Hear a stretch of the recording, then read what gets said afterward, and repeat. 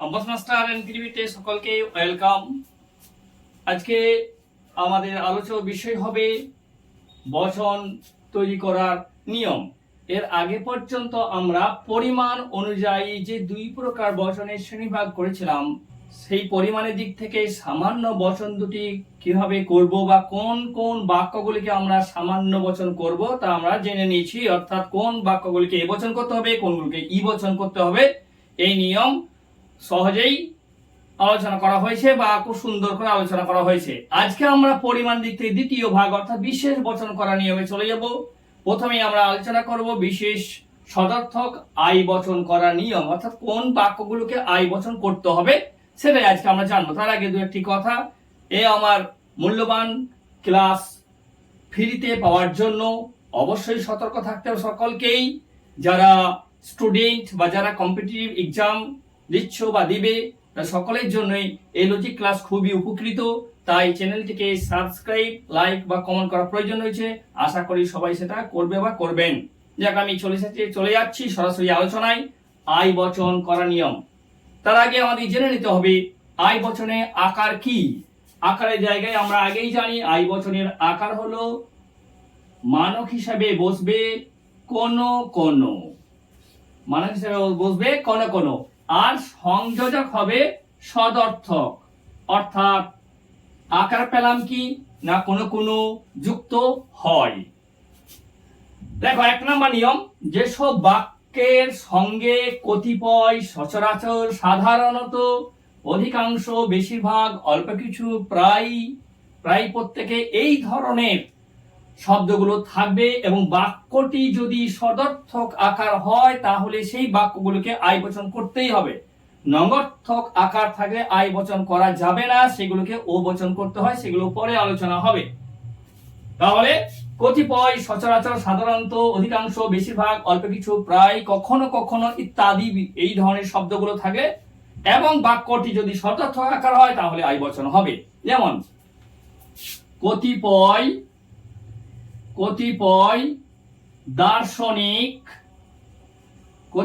দার্শনিক, জড়বাদী। তাহলে এখানে কতিপয় শব্দটা পেয়ে গেলাম, আর বাক্যটিতে কোথাও নঙ্গর্থক চিহ্ন নেই, তাহলে বাক্যটি অবশ্যই সদর্থক। এই রকম বাক্য হলে সেগুলোকে অবশ্যই আই বচন করতে হবে।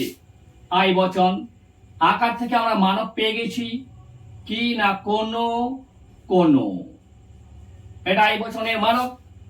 এবার উদ্দেশ্য পদ বসাবো দার্শনিক, কোন কোন দার্শনিক। সংযোজক আছে হয়, বিধেয় পদ জড়বাদী। হয়েছে। আসলে এই শব্দগুলো দ্বারা পরিমাণকে নির্দিষ্ট করে কি কিছু কিছু, টোটাল নয় কখনো, তবে একেবারে খুব কম নয়, কিন্তু সাধারণত বেশিরভাগ বিষয়টাকে বোঝায়, তবে সমগ্র বিষয়কে বোঝায় না। এই বেশিরভাগ বিষয়কে এই শব্দগুলি নির্দেশ করে এবং বাক্যটি যেহেতু সদর্থ থাকে তাই এগুলিকে আই বচন করতে হবে। এবার আমরা চলে যাচ্ছি দ্বিতীয় নিয়ম। এই দ্বিতীয় নিয়মটি খুবই মনে রাখার ব্যাপার। সেটা হলো এই দ্বিতীয় নিয়মটি দিয়ে দুই রকম বচন করা হয়, আই বচন এবং ও বচন। কোন বাক্যগুলিকে আমরা আই বচন করবো আর কোনগুলিকে ও করব সেটাই কিন্তু আমাদের মনে রাখতে হবে। কদাচিৎ, কচ্ছিৎ, খুব কম, স্বল্প সংখ্যক, কদাচ, বিরল, কালভদ্রে, এই রকম শব্দ যদি থাকে আর বাক্যটি যদি নঙ্গর্থক চিহ্ন যুক্ত হয় তাহলেই কিন্তু আই বচন হবে। সদর্থক হলে কিন্তু আই বচন হবে না। যদি এই শব্দগুলোর সঙ্গে সদর্থক আকার হয় তাহলে কিন্তু বাক্যটিকে আমাকে ও বচন করতে হবে, সেটা পরে আলোচনা করব। এখানে প্রশ্ন হলো যে এই বাক্যের সঙ্গে নঙ্গর্থক কেন থাকতে হবে? আই বচনের সংযোজক তো সদর্থক, অথচ বাক্যটাকে হতে হবে নঙ্গর্থক। তার কারণ হিসেবে বলা যায় এই যে কদাচিৎ, কচ্ছিৎ, খুব কম, স্বল্প সংখ্যক, কদাচ, বিরল, এই যে শব্দগুলো রয়েছে এই শব্দগুলো ইন্ডিকেট করে বা নির্দেশ করে কাদেরকে? পরিমাণটা খুব কমকে, নিচের দিকে। এইবার এই ক্ষেত্রে যদি আমরা বীজগণিতের নিয়ম প্রয়োগ করি তাহলে আমরা খুব সহজেই বুঝে নিতে পারবো যে কেন এই বাক্যগুলো অর্থাৎ কেন এই নঙ্গর্থক চিহ্নটা থাকতে হবে, বা এই শব্দের সঙ্গে কেন নঙ্গর্থক থাকতে হবে, বা কোন নঙ্গর্থক বাক্য আমাদের আই বচন হবে, সেটা পরে আমি আলোচনা করছি। এখন তো একটা এক্সাম্পল নেওয়া যাক। কদাচিৎ, কদাচিৎ, কদাচিৎ মানুষ, মানুষ দার্শনিক, কদাচিৎ মানুষ দার্শনিক, এই বাক্যটি কিন্তু আই বচন করা যাবে না।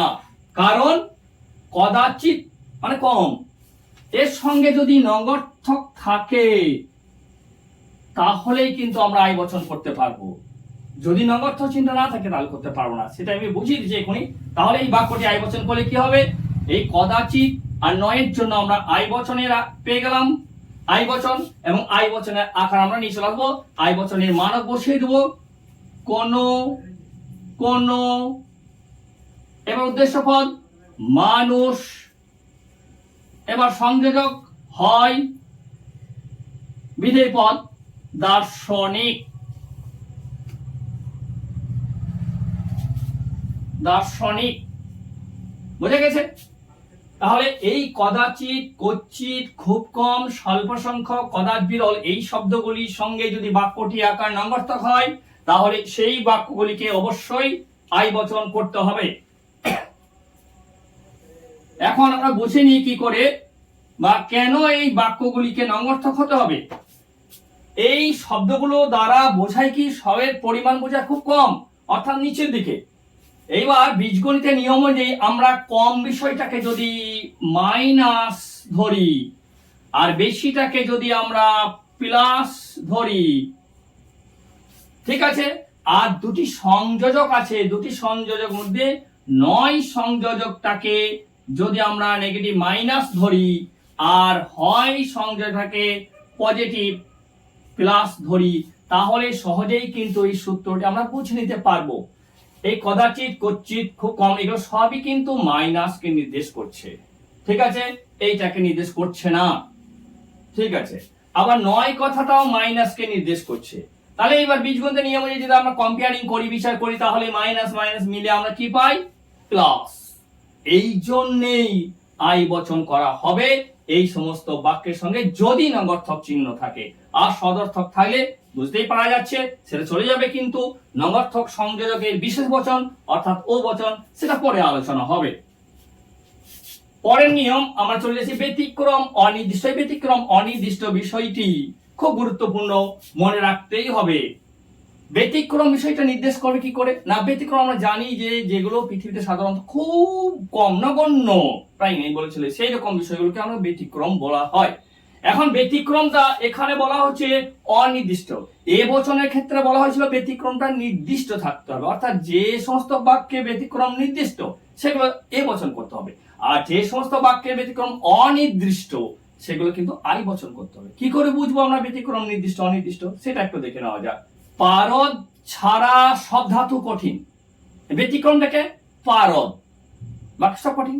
এই যে পারদ, একে নির্দিষ্ট করে বলেই দেয়াই হলো, তাহলে এই বাক্যটি কিন্তু নির্দিষ্ট ব্যতিক্রম। কিন্তু এই কথাটাকে যদি ঘুরিয়ে বলা হয় একটি ছাড়া সব ধাতু কঠিন, এই যে একটি বলা হলো, এটা কিন্তু ব্যতিক্রমটাকে নির্দিষ্ট করা হলো না। তাহলে ব্যতিক্রম নির্দিষ্ট অনির্দিষ্ট বিষয়টির সঙ্গে আরেকটা বিষয় জড়িত রয়েছে, সেটা হচ্ছে এই কথাটা ছাড়া। এই ছাড়া কথাটা যদি নির্দিষ্ট হয় তাহলে এই বচন হবে, ছাড়া কথাটা কিন্তু অনির্দিষ্ট হতে হবে। বলা হলো একজন, একজন ছাড়া, একজন ছাড়া, এই একজন ছাড়া মানে ছাড়াটা মানে ব্যতিক্রমটা হচ্ছে একজন ছাড়া, অর্থাৎ কোন নির্দিষ্ট নয়, কিন্তু এই একজনের বাদ দিয়ে যদি এখানে কোনো নাম বসে দেওয়া হয়, বলা হলো রমেন ছাড়া, রমেন ছাড়া, তাহলে কিন্তু ব্যতিক্রমটা নির্দিষ্ট হয়ে গেল। এবারে এই বাক্যটা একজন ছাড়া সবাই উপস্থিত, একজন ছাড়া সবাই উপস্থিত, এইটা এটা না বলে যদি আবার বলা হয় রমেন ছাড়া সবাই উপস্থিত, তাহলে কিন্তু নির্দিষ্ট হয়ে গেল। তাহলে বোঝা গেছে ব্যতিক্রম অনির্দিষ্ট মানে এই রকম বাক্য যেগুলি হবে সেগুলোকে আমাদেরকে আই বচন করতে হবে। একটি ছাড়া সব ধাতু কঠিন, একই বিষয়। তাহলে এটাকে আমরা যদি বচন করি তাহলে কি হবে বচনের আকার? আই বচন। একজন ছাড়া সবাই উপস্থিত। এই একজন বলতে নির্দেশ করছে মানুষকে, অতএব এর উদ্দেশ্য পদ অবশ্যই মানুষ হবে। তাহলে হয়ে গেল কি, কোন কোন মানুষ বসাইতে পারি, লোক বসাইতে পারি, ব্যক্তি বসাইতে পারি। কোন কোন ব্যক্তি সংযোজক হচ্ছে হয় এবং বিধেয় পদ হলো উপস্থিত। এই হয়ে গেল ব্যতিক্রম অনির্দিষ্ট। আর এই অনির্দিষ্ট ব্যতিক্রম কাকে নির্দেশ করছে? কোন শব্দ দ্বারা? ছাড়া শব্দ দ্বারা। তাহলে যেগুলো ব্যতিক্রম অনির্দিষ্ট সেই বাক্যগুলোকে অবশ্যই আই বচন করতে হবে। যদিও এখানে একটা বিষয় আছে, আকারটা বেশিরভাগ সদর্থকই বলতে হয়, নম্বরটা আকার হলে সেটা অন্য বিষয় হবে। যা পরের নিয়ম হচ্ছে 4 নম্বর, অনির্দিষ্ট।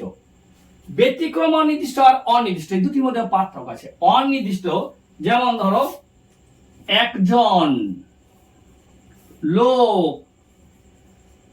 ধার্মিক,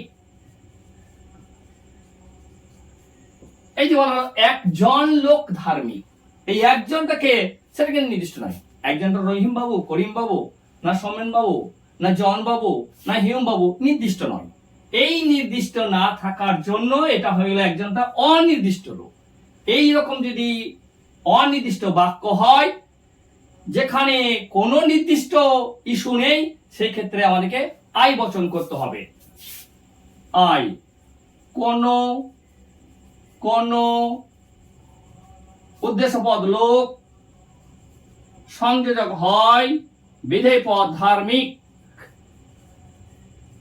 এই হয়ে গেল অনির্দিষ্ট। তাহলে ব্যতিক্রম অনির্দিষ্ট আর অনির্দিষ্টের সঙ্গে পার্থক্য কি পেলাম?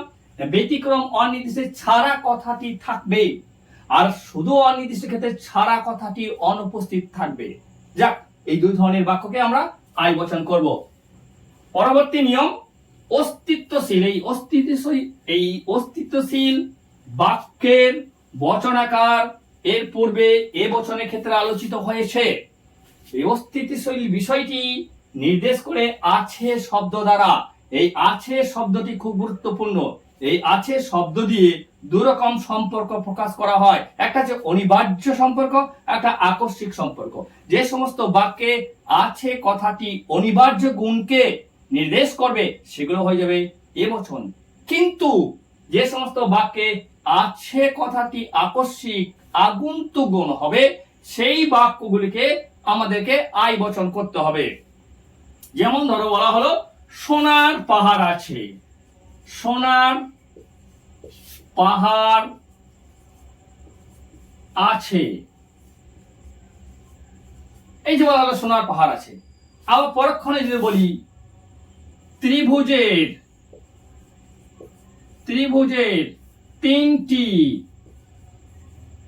তিনটি বাহু আছে। এখানে দু জায়গায় দুটি আছে কথার মধ্য দিয়ে অনিবার্য গুণ আর আগন্তুক গুণ নির্দিষ্ট হয়ে গেছে। দেখো এখানে ত্রিভুজের 3টি বাহু আছে, এখানে আছে কথাটি ত্রিভুজের 3টি বাহু। এটা কিন্তু অনিবার্য গুণ, কারণ 3টি বাহু ছাড়া কখনো ত্রিভুজ হবে না। যদি 4টা বাহু হয়ে যায় তাহলে তো বড় ক্ষেত্র হয়ে যাবে। তাহলে ত্রিভুজের অনিবার্য গুণ হলো 3টি বাহু। এই বাক্যটি কিন্তু আই বচন করা যাবে না। এটাকে করতে হলে আমাদেরকে এ করতে হবে। উপরের বাক্যটি সোনার পাহাড় আছে, পাহাড় কিছুতে গাদা আছে, কিন্তু সোনার পাহাড় আছে কিনা এটা বিতর্কের বিষয়। এটা হলো আকস্মিক বা আগন্তুক গুণ। তাহলে আছে কথাটি অর্থাৎ যে সমস্ত অস্তিত্বশীল বাক্যটি আগন্তুক গুণকে নির্দেশ করবে আছে কথাটি, সেই বাক্যগুলিকে আমাদেরকে আই বচন করতে হবে। সোনার পাহাড় আছে, সাদা বাঘ আছে, সাদা হাতি আছে, কালো বিড়াল আছে। এই যে বিষয়গুলো রয়েছে যেগুলো ক্ষেত্রে আগন্তুক গুণ নির্দেশ করছে সেইগুলোকে আই বচন করতে হবে। আই বচন কোন পাহাড় হয় সোনার। বুঝে গেছে? এখানে সোনা আগে ছিল, পাহাড় পরে ছিল, কিন্তু উদ্দেশ্য পদ পাহাড়, কারণ পাহাড় সম্পর্কে ঘোষণা করা হয়েছে। তাই হয়ে গেল পাহাড় উদ্দেশ্য পদ, আর সোনার হয়ে গেল বিধেয় পদ। আছে শব্দ দিয়ে আমরা কিভাবে আয় বচন করবো তা আমাদের জানা হয়ে গেল। এবার চলে যাব আমরা পরের নিয়মে। পরের নিয়মটা কি আছে না অর্থবহ। অর্থবহ, এই অর্থবহ বলতে বাক্যটিতে দেখতে হবে কতটা অর্থ গ্রহণ করা হচ্ছে। আর এই অর্থবহ বাক্যের ক্ষেত্রে আরেকটা বিষয় আছে যে বাক্যটিকে সদর্থক হতে হয় সাধারণত। হ্যাঁ, তাহলে কোন বাক্যগুলোকে আমরা, কোন অর্থবহ বাক্যগুলোকে আমরা আয় বচন করবো না, অর্থটা দেখে আমাকে অনুমান করতে হবে বা পরিমাপ করে নিতে হবে। যেমন উদাহরণ নেওয়া যাক, তাহলে বিষয়টি ভালো বোঝা যাবে।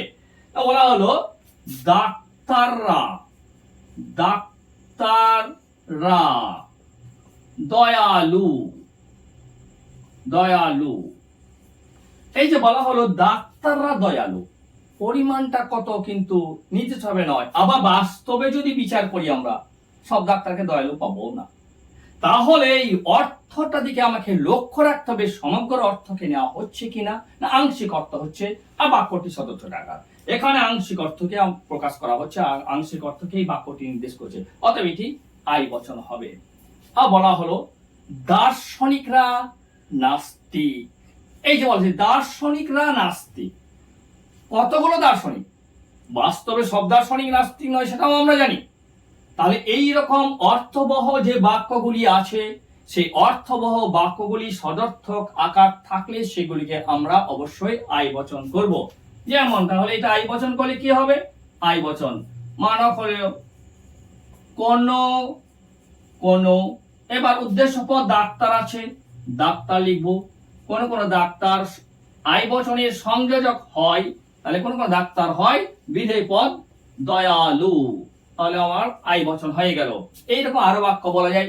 সাংবাদিকরা সভায় উপস্থিত ছিল। সাংবাদিকরা, এই যে সভায় উপস্থিত, এই ক্ষেত্রে আমরা বলতে পারি না সমস্ত সাংবাদিক একটা সভায় উপস্থিত হতে পারে, এটা বলা যায় না। এরকম বাক্যগুলিকেও অর্থের দিকে লক্ষ্য রেখে আই বচন অবশ্যই করতে হবে। পরের নিয়ম হচ্ছে অসীম বচন। এই অসীম বচন একবার আলোচনা হয়েছে যে এখানে এ বচন ছিল। কিছু অসীম বাক্য আছে যে অসীম বাক্যগুলোকে আই বচন করতে হবে। উদাহরণ সাজিয়ে দেখা যাক। কতিপয়, কতিপয় বৃক্ষ, কতিপয় বৃক্ষ অসবুজ, অসবুজ।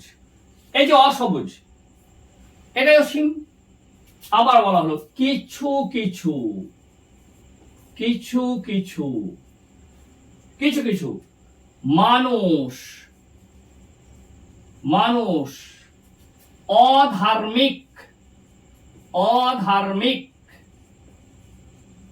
আমরা জানি যে অসীম বাক্য সাধারণত বিধেয় পদের আগে অযোগ থাকে, এক্ষেত্রে দুটিতে দেখো অযোগ আছে। তাহলে এই রকম ধরনের অসীম বাক্য যদি হয় এবং বাক্যটি কিন্তু শর্ত সদর্থক, নঙর্থক কিন্তু নয়, সদর্থক আকার থাকে, তাহলে সেগুলোকে আই বচন করতে হবে।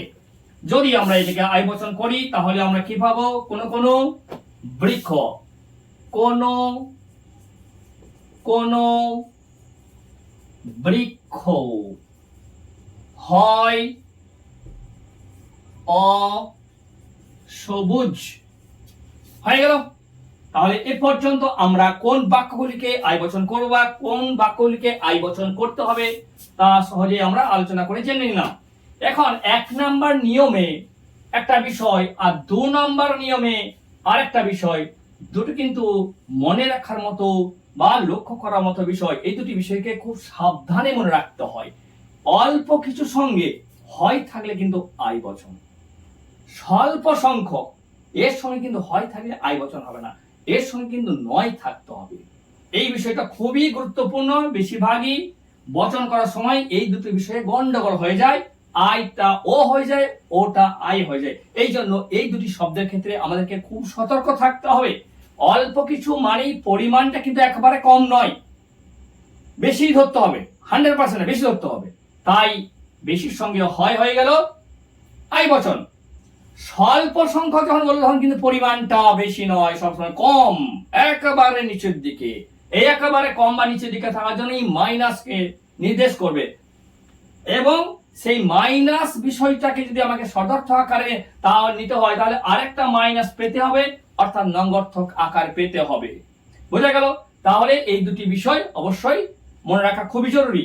যা হোক, এইবার আমরা আই বচন করা শিখলাম। এ সমস্ত আই বচনটা কিভাবে সহজে কৌশলে ছোটখাটো ছকের মাধ্যমে বোঝা যায় সেই বিষয়টি আমরা একটু সহজেই করে নেব। যেমন ধরো বলি, এই শব্দগুলো যেহেতু সবগুলোকেই কিছু অংশ নির্দেশ করে, কিছু, তাহলে আমরা কিছু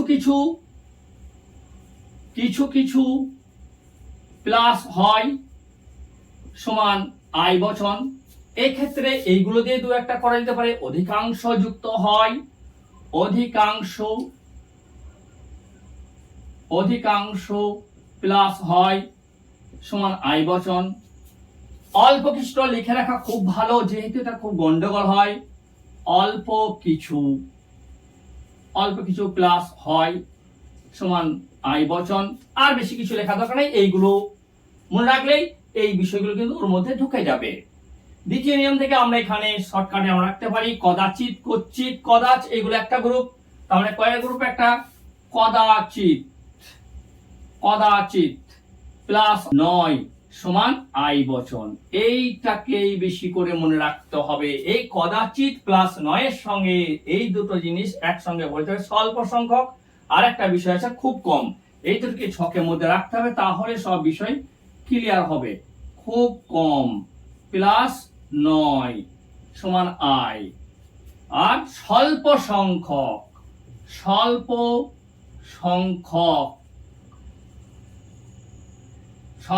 সংখ্যক প্লাস নয় সমান আই। এই তিনটি বিষয় খুবই সতর্কতার সঙ্গে আমাদেরকে দেখতে হবে এবং মনে রাখতে হবে। এবার ব্যতিক্রম